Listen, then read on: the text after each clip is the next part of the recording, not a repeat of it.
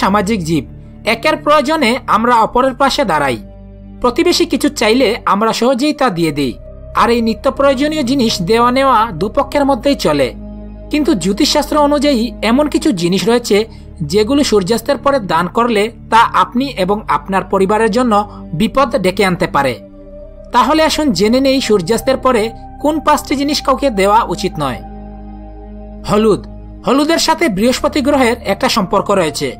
বৃহস্পতি গ্রহ হল সৌভাগ্যের প্রতীক, তাই সূর্যাস্তের পর কাউকে হলুদ দান করলে বৃহস্পতি গ্রহ দুর্বল হয়ে যেতে পারে, যার ফলে দুর্ভাগ্য বাড়তে পারে। তাই সন্ধ্যার পর কাউকে হলুদ দান করবেন না। ঝাঁটা। সূর্যাস্তের পর কাউকে ঝাড়ু বা ঝাঁটা দান করবেন না। ঝাঁটা বাড়ির যাবতীয় নোংরা দূর করে বাড়িকে পরিষ্কার রাখে, ফলে বাড়িতে পজিটিভ এনার্জি বৃদ্ধি পায়।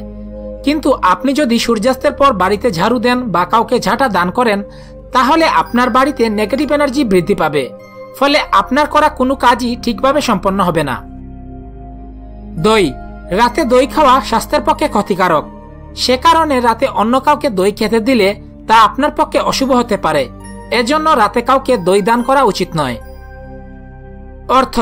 শাস্ত্রীয় মতে বিশ্বাস করা হয় সূর্যাস্তের সময় মা লক্ষ্মী পৃথিবী ভ্রমণ করেন, ফলে এই সময়টি লক্ষ্মীর আগমনের সময়। তাই সূর্যাস্তের পরে কখনো বাড়ি থেকে কাউকে অর্থ দেওয়া উচিত নয়। দুধ। সূর্যাস্তের পরে দুধ দান করলে চন্দ্র এবং শুক্র গ্রহ দুর্বল হয়ে যায়, এর ফলে আপনার মানসিক চাপ বাড়তে পারে। তাই সন্ধ্যাবেলা কাউকে দুধ দান করা নিষেধ। তো ভিউয়ার্স, এই ছিল আমাদের আজকের ভিডিও।